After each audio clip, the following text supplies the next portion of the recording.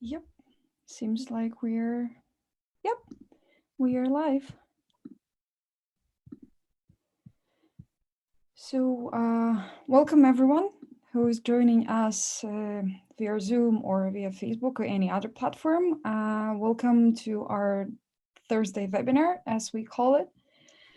And today's webinar is going to be on a very interesting topic, and I think everybody thinks about this topic a lot recently, probably the last month, how to protect your team and business from this pandemic. And we invited our friends from Mikaels Labs to talk about this, as they have experience of working remotely for a pretty long time already. So please welcome our speaker, Owais Afaq, partner and CTO of Mikaels Labs, and he will tell us about his team and also about the topic. So, Owais, the stage is yours. Thank you. Hello, everyone. So today we have to talk about this this topic has risen up in the past few weeks a lot more than it was before. And companies were focusing on building cultures within like physical proximity. But now as this pandemic has forced us into working from home and isolating ourselves. So this has become a big challenge, which many companies were not thinking about. So at Mikaels Labs, we had been focusing on working with remote locations for almost 2 years.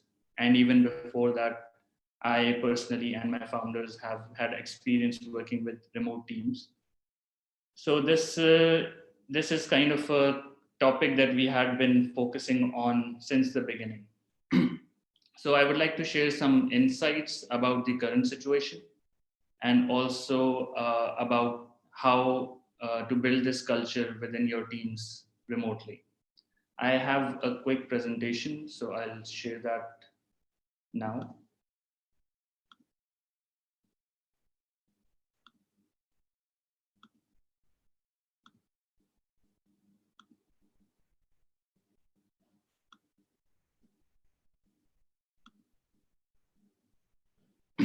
I hope you can see my screen. So, working from home, how this situation has been affecting us as humans. Let's first focus on that side. So, the news is right now, news is focusing on the health and economic aspect of this pandemic. So, because there's a lot of news, and obviously, those two topics are the most primary topics that people are worried about. But due to these two fears, the economic collapse and the health issues that are coming with this virus, humans are also getting affected on a emotional level. Mental health is being affected, and not many people are acknowledging this fact for themselves and for their teams. So what is happening with humans right now? They are living in this constant fear. They are unable to channelize their energy by socializing. They are getting bored, frustrated. They're feeling all these emotions that generally, when you're busy in your routine life, when you're hanging out with friends, when you have all the things that you want to do and you enjoy, you don't feel these things. But now, this situation has given everybody so much time to think about all these aspects of reality, as we call it, that people are getting demotivated, depressed. They are having all these human emotions that are amplified right now. But everybody has different situations, and everybody is feeling things and going through things in a different way. As company leaders, we don't just need to give them generalized empathy. We don't need to say, yeah, this time is tough for everybody, so let's we understand this. This doesn't cut it right now. You have to focus on a specific situations with everybody. So some of your employees might be going through extensive housework during this time. some of the employees might be dealing with distractions at home because of kids. Some of them might be unable to get the necessary items from stores, might not be able to get out of the house properly, because in different cities the situation is completely different. In Estonia, for example, the lockdown is uh, lenient in a way that you can get out of your house, you can go to the grocery store.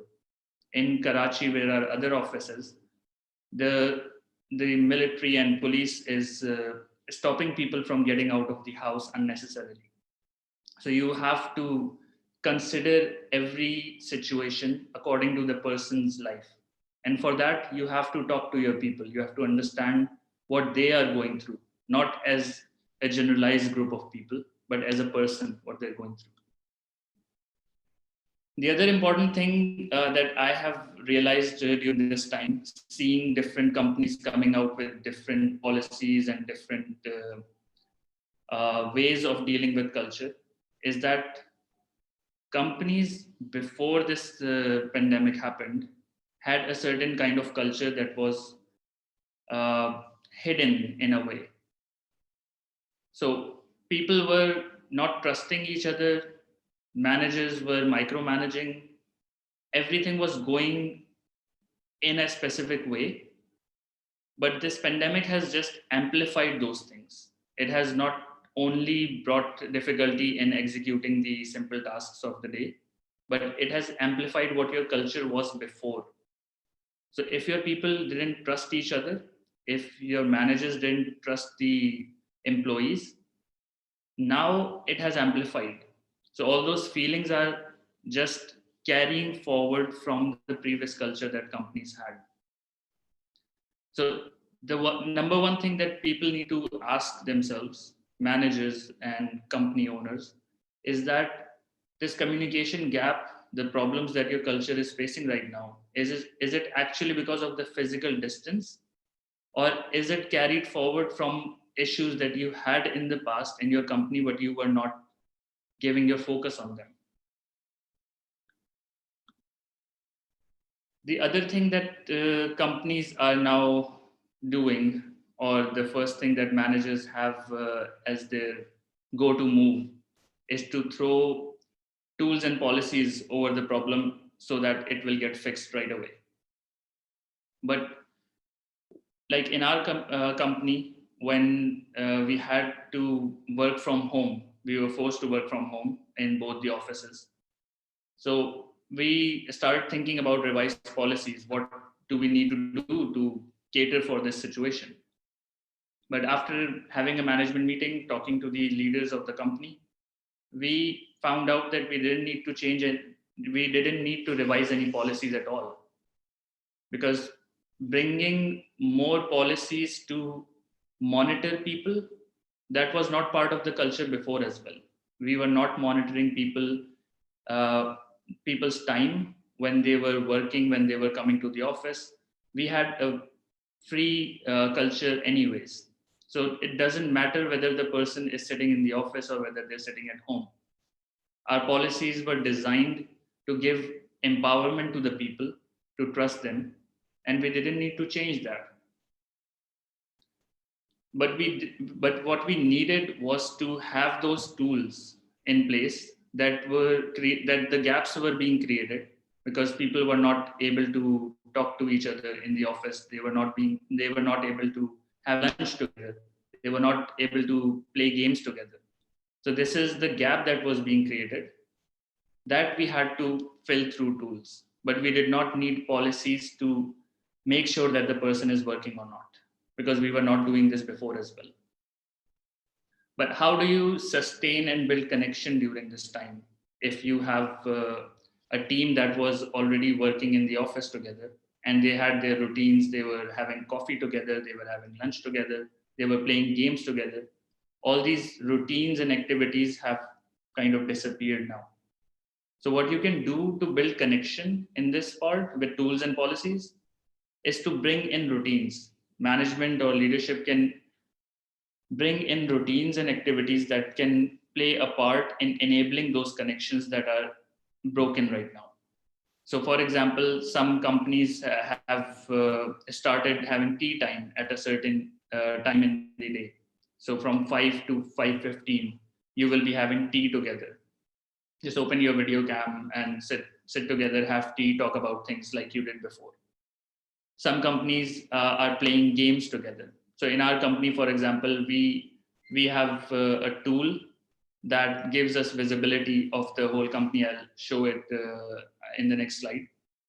So we use that to bring people together so that they can talk more when they are free, when they feel the need to socialize. So this is what companies can do to enable those connections. Other thing is to prioritize coaching sessions for emotional well-being. So in our company, from the very beginning, we have a clinical psychologist and an organizational psychologist, and their job is to make sure that people are happy, satisfied with the job, with the culture, with each other, and to take care of their emotional well-being. In this situation, their job became even more important because now they have to do this remotely. They have to talk to people, make sure that they are doing fine. If they're going through some emotional issues because of whatever is happening in their personal life, whatever they're feeling because of this pandemic. So those issues need to be catered through sessions, and people need to be coached how to deal with these situations. So when you're coming to the office, you have a routine, you don't even think about distractions because you know where you want to sit, if you want to have a meeting, where you have to go in the office. But at home, these situations become tough for people. Children start becoming distractions. Family members don't sometimes understand the importance of a meeting and importance of distraction free time. So people need to be coached how to deal with these situations. And the role of the HR in this scenario is very, very important. And role of the team leads and management is very important to make sure that people know how to cope with these situations. One more thing that people need right now is unconditional trust. Companies are giving trust, but also putting conditions on that trust right now. And that seems fake because it is fake. It's not coming from the heart. People know that you don't trust them. And you can use the word as much as you want that we trust our people, we trust that they can work from home. But your policies and your questions and the routines that you set for them, they define whether you actually trust them or not. I've seen companies that are monitoring people's screens throughout the sessions when they're working from home. Some companies are asking for a report every hour, what you have worked on last hour and what you're working on now. All these situations are creating the feeling of mistrust. They're basically revealing the true face of managers. And people don't need that right now. People need emotional support and trust to go through this. Visibility has been lost for people. They don't know whether the other person is available right now, whether they are free, they're working on something in the office. You see that a person is wearing headphones and is typing on the keyboard, so you know that they're busy and you come back later. But in this situation, you don't know whether the person is busy or not, whether he's available or not. So in this, visibility helps. I have a 40-second video to show the tool that we are using for that. It's called Sokoko. Let's drop by an office to explore. See how the entire team is present together in the same place in real time, no matter where they might be physically located. It looks like the marketing team is meeting in the conference room. You can see Emily speaking and sharing her screen. And Dave just went to get Chris to bring him into the room. Look over to the lobby and you'll see Laura from sales meeting with a potential client she's invited into the office. In the break room, it looks like John and Taylor are just catching up. Let's knock and go in.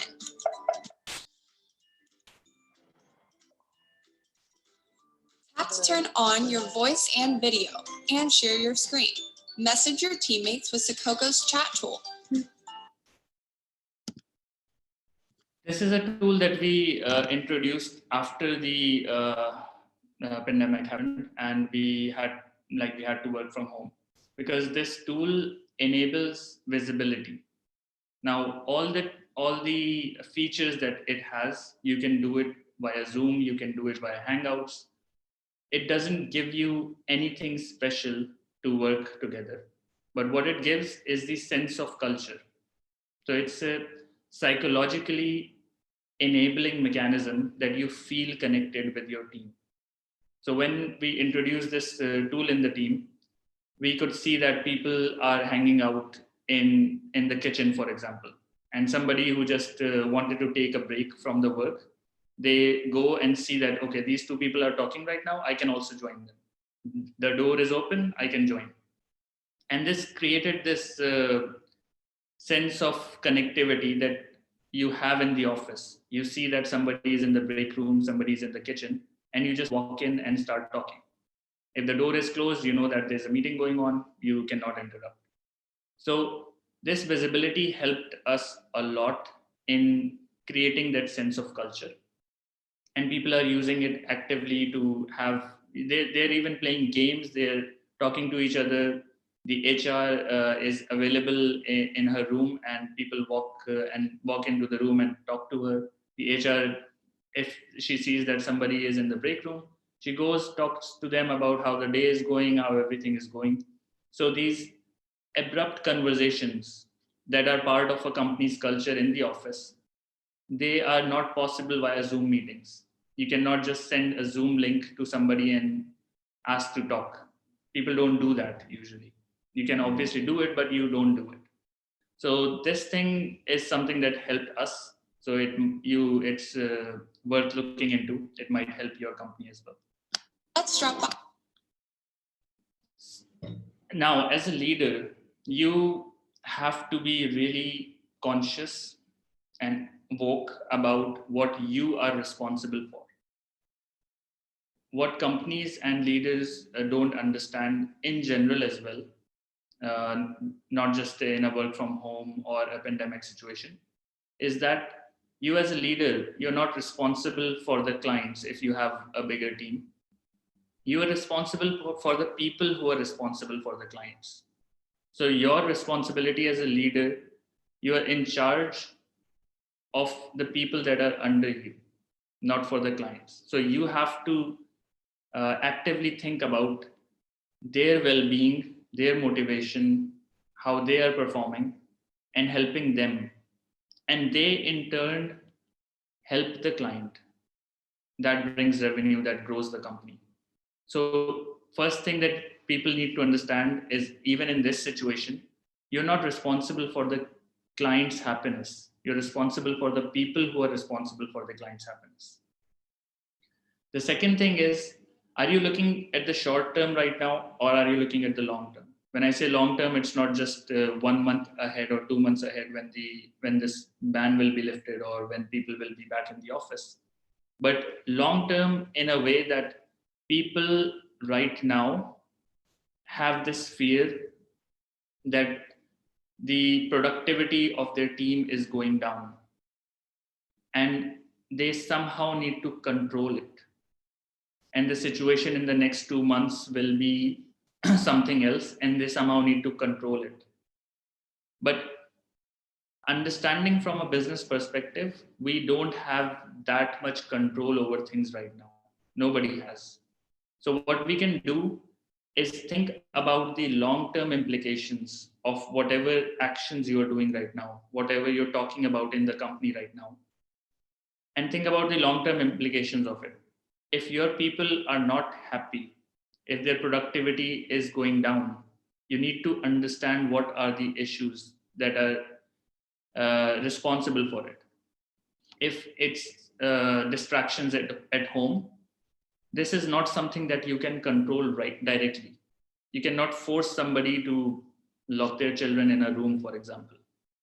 So you have to understand and help them in dealing with this short-term situation, which will be over eventually in a few weeks or a month. or 2 months, nobody knows.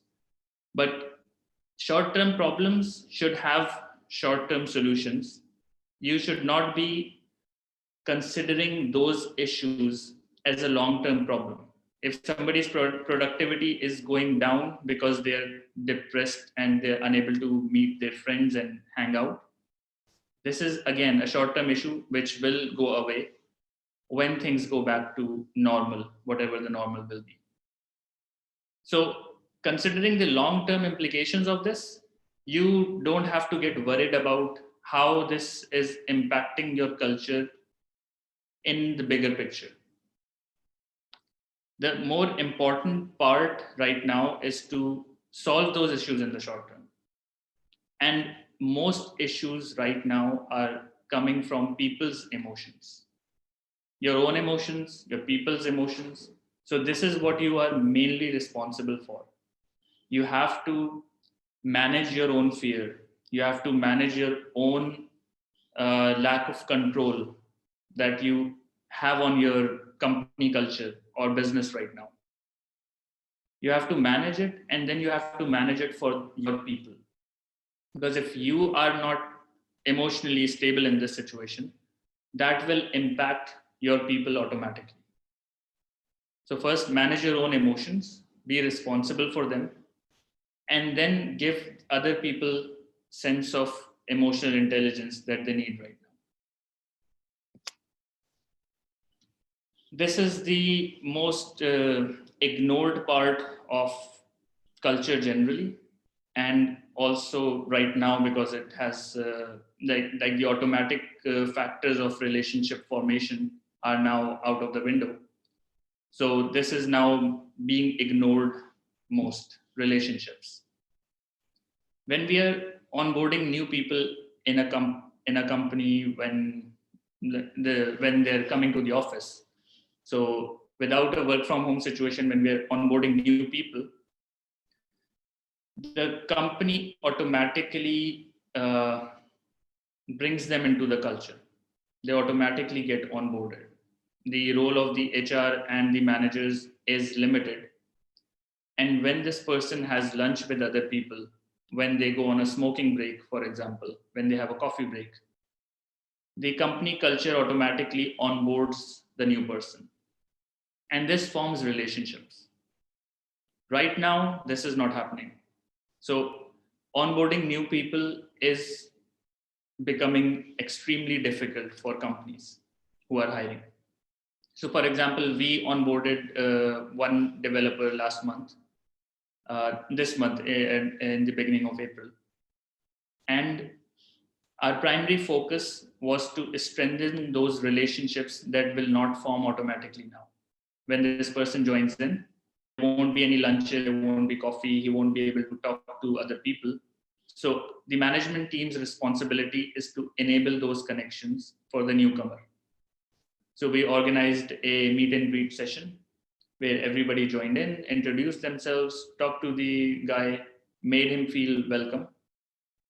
Then in the ongoing process, the HR had talks with him, talked about how he's feeling, is he feeling welcomed, is he having any problems that need to be resolved, does he have all the information he needs to do his job well. His direct manager, he talks to him about the work, how he can help him in onboarding with the company.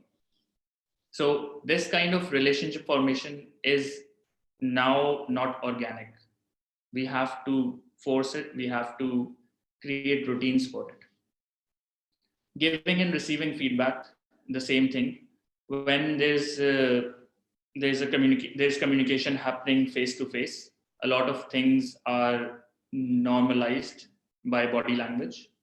But when the same things are happening over text, so when you're giving feedback over chat, this becomes an issue because a lot of things can be misread, misinterpreted. So making sure that you have a good procedure for giving and receiving feedback, doing it on call, doing it on video call, this helps a lot. And then understanding that you have to be more polite and more aware of what you're saying than before because of this physical proximity gap that we have. Task reporting, how it was going before, people were not distracted by surroundings. Their emotional states were in a normal pace and normal state. So if they had task reporting process, they were following it pretty easily.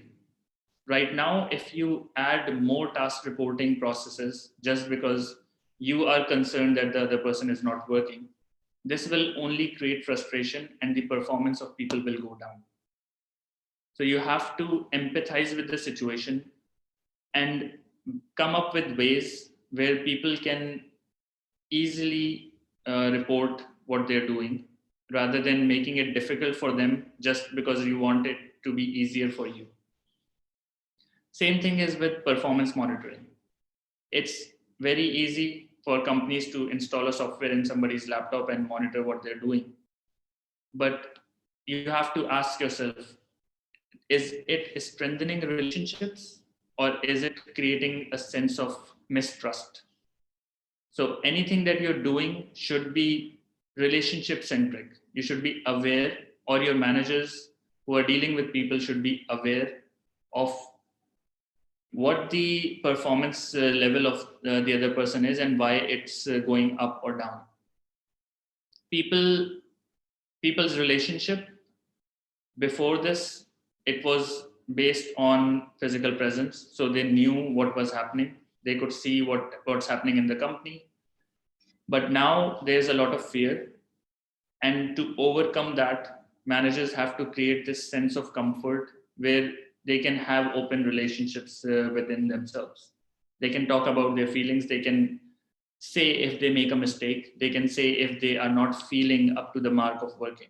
So this comfort and transparency has to be brought into those relationships now.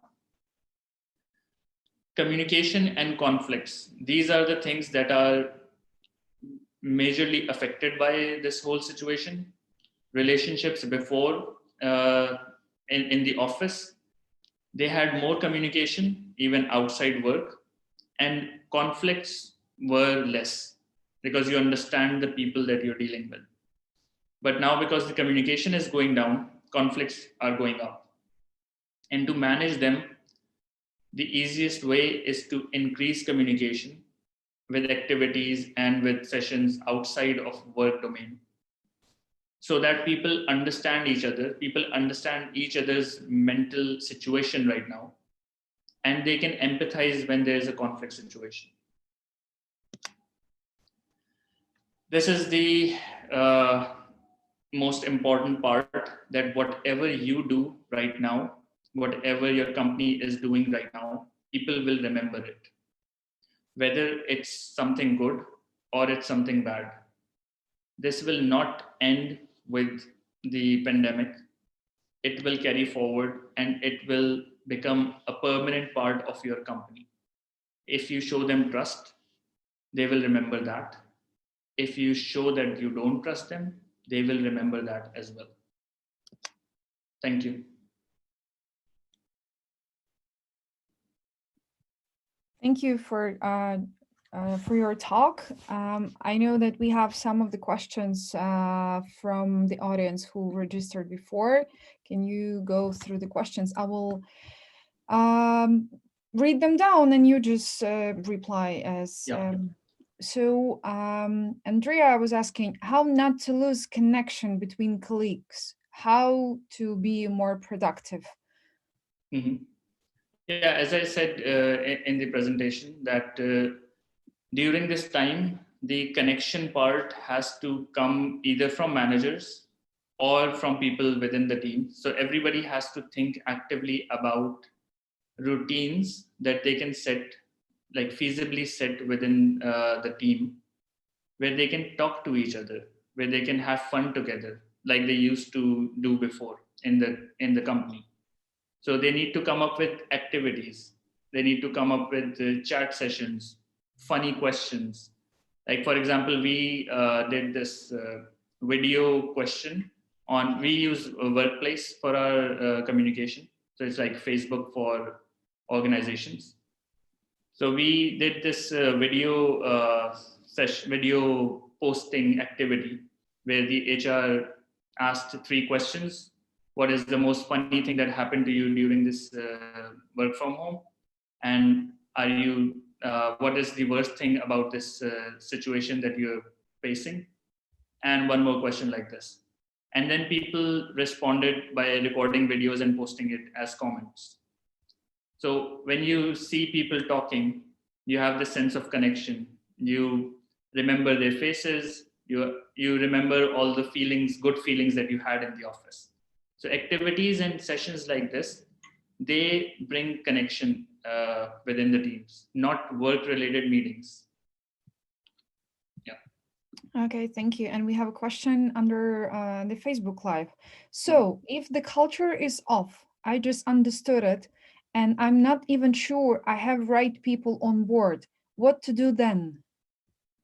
If you don't have the right people on board, it's a vague and broad question, but I'll try to assume that people when you're saying not the right people, you're facing challenges by doing these activities.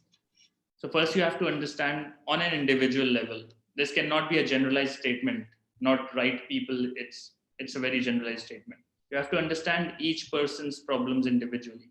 What are they facing? And if 8 people are facing the same problem, then there's only one thing common between those 8 people, and that is you. So you might be the problem. So you have to be open about it as well. That maybe it's not the people that are the problem. Maybe it's the policies of the company that are creating those issues. Thank you.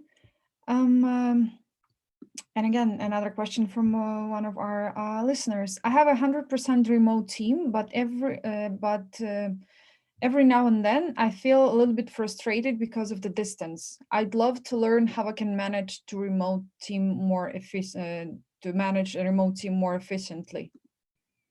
Yeah, so if you're aiming for efficiency, then tools and routines, these are the 2 things that work really well. So if you know about the project management methodology, Scrum, for example, what happens is you have a meeting at the beginning of the week where you talk about the priorities, problems, and progress with all of the people.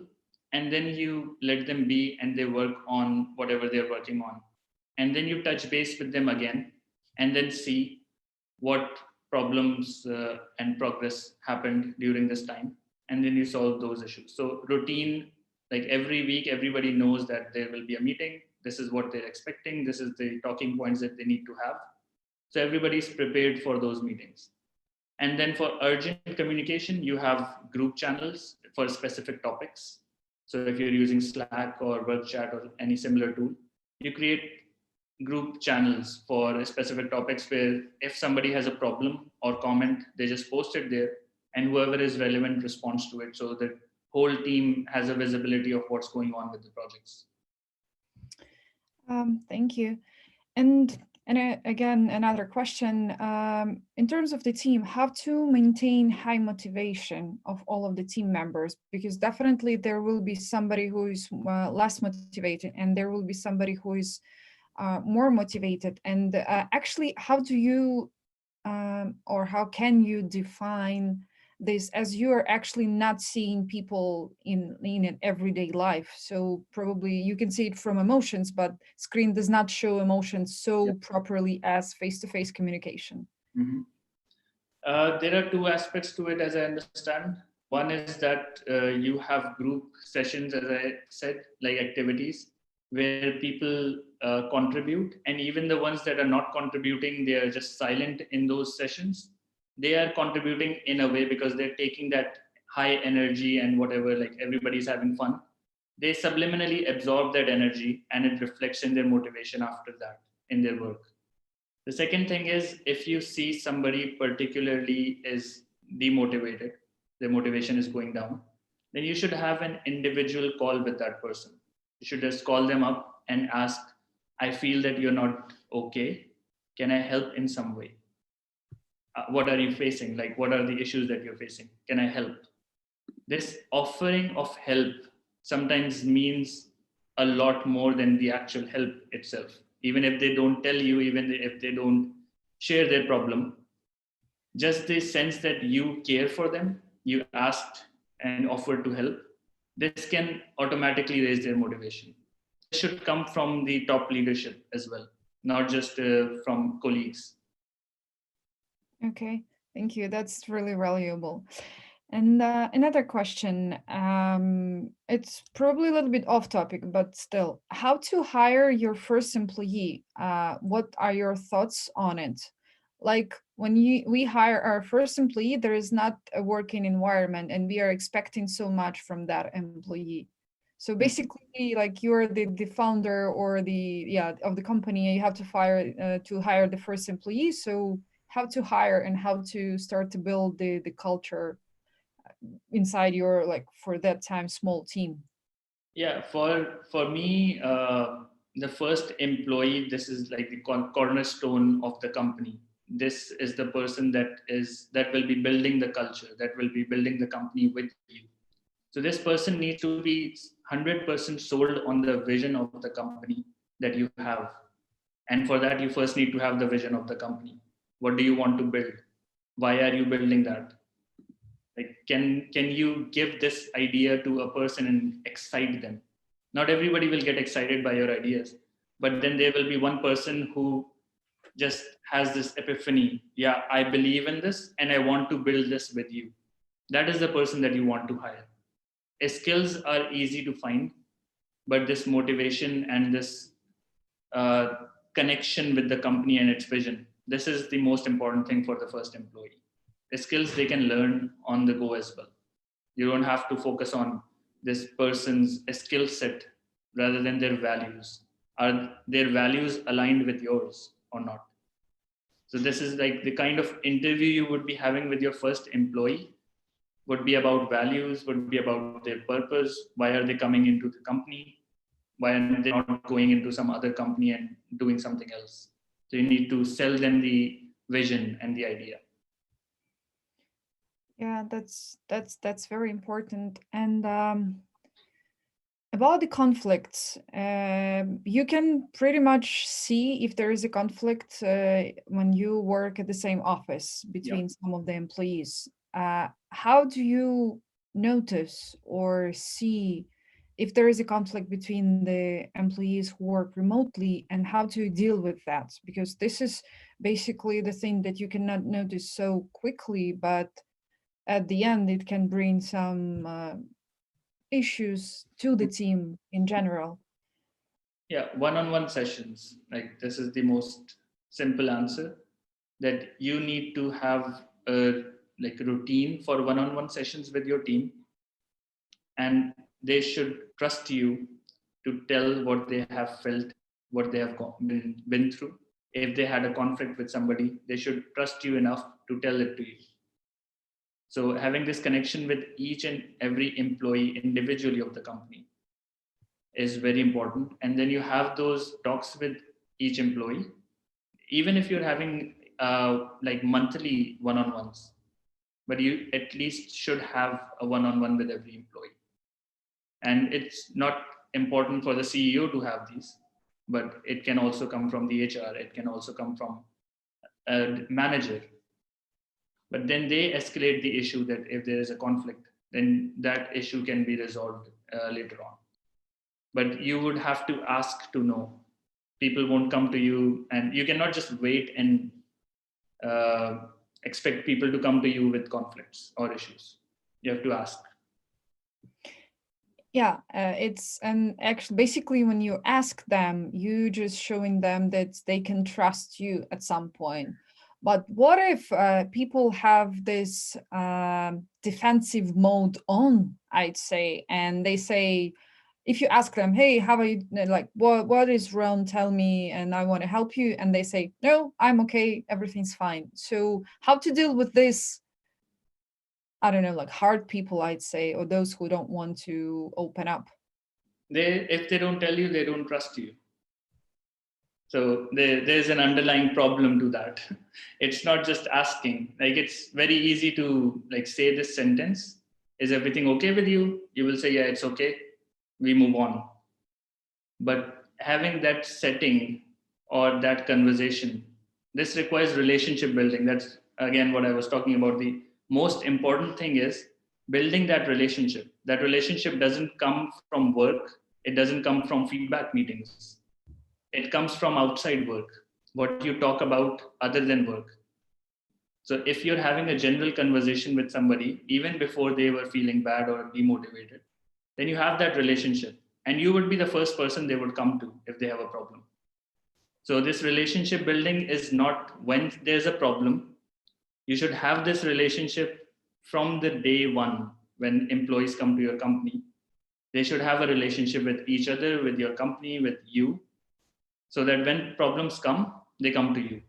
Or when you ask, they have this confidence that they can share it with. Yes, that's the matter of trust, and that's the matter of whether you share the same values with the person and with your team. That's actually basically what you were talking about. So if you have any more questions, please write them down. Well, I will have one more question. Like, the main point you want people to take away from your talk, like it's either should be the quote or the message, or like 1, 2, 3, just something that you would want people to remember from your talk.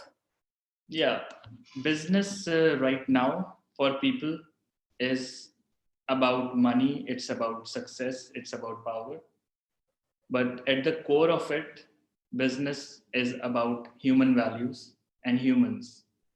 And that is what we are missing from our culture in general, not in this pandemic, but generally, companies don't have that. They don't put humans first, they don't put emotions first. And empathy is lacking from leadership. People are just managing employees to get money out of them. And this is not a sustainable way to build a business. And when these kind of pandemics happen, they reveal the problems in our systems. They reveal the problems in our companies, not create them. Right now, what we are seeing, the problems that we are seeing, these are not created right now. They were created well before this happened. And now they're just being revealed to us. So what we should focus on is building those relationships with people, showing empathy, being leaders rather than managers. So that would be my message. Thank you so much for joining us today. Thank you so much for really wise words that I actually made some notes to myself as well. And yeah, at the end of the day, people are working with people, people are interacting with people, and we always have to remember that. Thank you again for joining us, and thank you for whoever were listening us. Wish you all to have a good day. Thank you. Bye. Bye.